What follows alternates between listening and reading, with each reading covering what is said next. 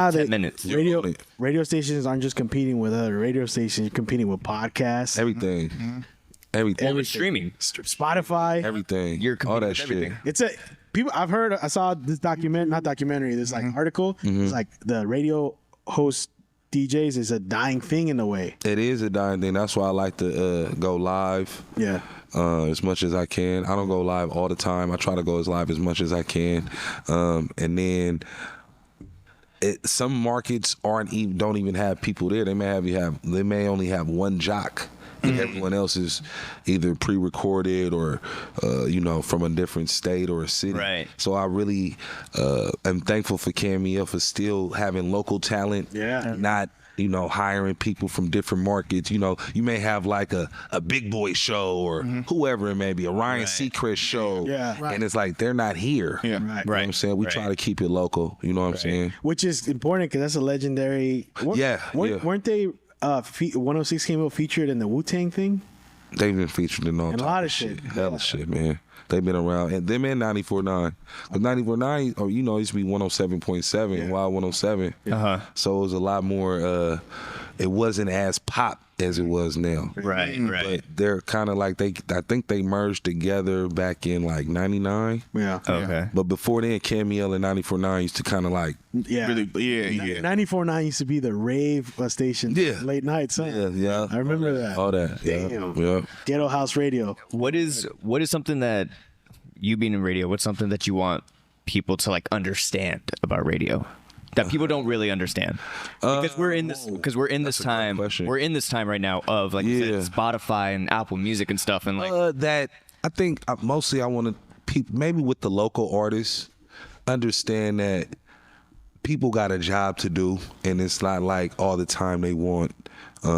like new talent. You mean New talent? We don't mind new talent. And it's not always how you think. Like, oh, I could just get it on the radio, and if I just get it on the radio, I'm popping. Yeah, like a lot of songs don't crack. Right. Cardi B had a song. We didn't fuck with that song like that. I forgot the song, but they tried to play it for like 3 weeks. People think just because you hit the radio, you finna be on and popping. Nobody really fucked with the song. Yeah. Right. And other things is like you got to really work your record in the streets before you even. I would go to the streets before I came to radio. Right. I think I said this before. You kind of want radio to come to you. I was gonna ask that. Yeah. I've heard something about because me and our band were talking about radio and stuff, and we're like, man, we're not even trying to write songs for stuff like that anymore. Right. Like because Of course not. Because we find that, or we see that radio is kind of going, or especially pop radio, Right. is going to like what's trending on TikTok and stuff like that. Right, So right. you guys are almost chasing the trends versus. Yeah, we people chase the behind- trends. We've been chasing the trends. Right. You know what I'm saying? Like radio's always been like that. Like, for example, like we don't know the hot record. The streets know the hot record, and we Right. go follow that. It's very And you guys rare amplify it to an extent if it's already hot. Exactly. Okay. Exactly. It's very rare that you just come across like the brand new thing off rip. Like, I heard this thing, I love it, I'm gonna play it, and then it just blows up. Well, I think people misunderstand that when they're like, oh, back then if you had a song on the radio, like you were gonna pop, and versus, and I'm not saying that didn't happen, but like you said, you guys have been chasing trends forever. Like, Nah. I mean, it's Because they could just go to Spotify, like what's popping, and then just play that, right? Pretty much. yeah. I mean, it could be that, but it's like we're in a unique area. Yeah. We are in the Bay Area. You know what I'm saying? Like people have individual taste and style, and like you said, it's a lot more outlets to get your music. Back in the day, you had to be by the radio, hear a song, record, press record, be there. You couldn't just get the music. Tape it. right. You feel Or you me? had to go buy the dub album or you got to go buy it. It wasn't as whole album. accessible. Right. You know what I mean? So it's a lot like I think music was a lot more appreciated back in the day versus now. Like Especially you get after- a lot of music that Right. it's just feel like it's ran through. And it's diluted, a lot more. Well, I mean, just the amount of. It took them forever to make an album back in the days, right? And then put it out, and then you had to buy the whole album, Right. And sit through the whole album. Straight up. You couldn't just pick and choose a single. Nah. Now you hear of dudes like putting out a single, and then They just 2 put weeks out later 1 putting out minute another one. songs and shit. Yeah. Well, They got a little 1 minute songs. Well, I mean, because people's attention spans are so short. right. I've heard someone say this. He goes, if people only want to hear one part of the song, just write that. I don't like that because that sucks as a musician, as a Right, creative. Like, right. I want to create something Right. fully, but like, that's what people are doing. Well, I struggle with that. Like when I'm talking on air, I try not to say too much. So like I don't want to give them like 3-4 things to think about, even though that's how my mind thinks. My mind thinks like, man, it's sick. That's hella tight. Oh, they got a car right there. Hey man, we got music coming up in 6 minutes. Don't forget, call us up. Right.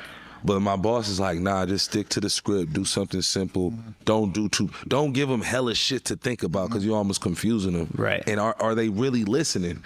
That's the other thing too, is like, you don't want to talk too much where people, and I struggle with this as an MC hosted parties.